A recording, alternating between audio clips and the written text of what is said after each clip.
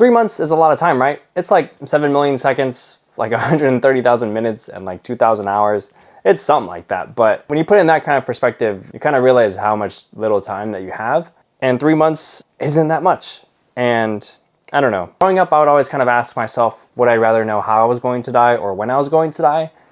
And I never realized that I would have the answer to both. It wasn't one of those situations where you can kind of maneuver your way around death and just trying to avoid it and plan out that day when you were going to die or how and avoid that for the rest of your life. Just because there's only so much you can control in this life, and cancer isn't one of them. Ugh.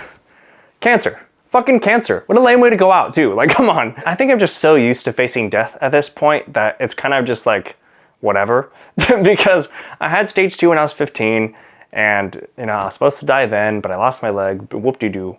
And then at 17, I had stage 4 lung cancer with 3 months left to live, a 10% chance, and I was declared terminal. And a lot of people have always asked, like, how do you cope with that? Like, how do you cope with dying, especially at a young age? Like, how did you manage that? Well, let me tell you.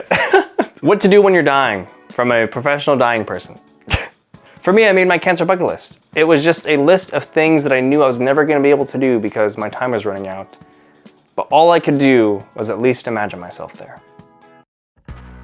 It took me so long to start my cancer bucket list because I kept waiting for this perfect moment that never existed. No matter how long I waited, no matter how hard I tried, that perfect day is never gonna happen. I kind of realized this in February of this year because I had probably one of the biggest cancer scares of my life. My lungs were flaring up, my pelvis was flaring up. I was supposed to have lung cancer and bone cancer at the same time this year, and I was gonna be dying for the 3rd time, which is so weird to say. But with the results being unknown, I kind of came to this conclusion that I was gonna die. So in that moment, I finally told myself, it's finally time for me to start my cancer bucket list. And it took me a while to realize what I said, but was dying for me my perfect moment? Have I just been waiting for me to start dying again in order for me to finish a list to do before I die? Like, that just doesn't make any sense. And as time went on, I began to realize that my biggest fear isn't cancer or death. Like, that's simple, that's fine. My biggest fear on this earth is regret. I made this list knowing that I was going to die, knowing that I wouldn't see my 18th birthday, knowing that I wouldn't see the end of the year and to experience all these things that I was writing down. So this list just means everything to me. And which is why there's so many things on this list that I want to experience again or just to experience for the first time. It's so weird getting past September every single year because that was the month I was supposed to die. It's kind of like my death anniversary. So I'm always never sure if I should celebrate or not, but I'm just happy to be here, man. Today, we are finally crossing off Yosemite off of this list. I've always wanted to do one of those aesthetic running videos where you frolic through a field, but my run isn't that aesthetic. So I'm gonna see how this looks, and hopefully it looks cool. That look aesthetic? I'm so happy. Oh my goodness. Look at this field, man. It's beautiful. But I don't know. The more that I travel, the more that I keep finding out more about myself and just more of who I am. And I just can't overlook that. Look at this heel click.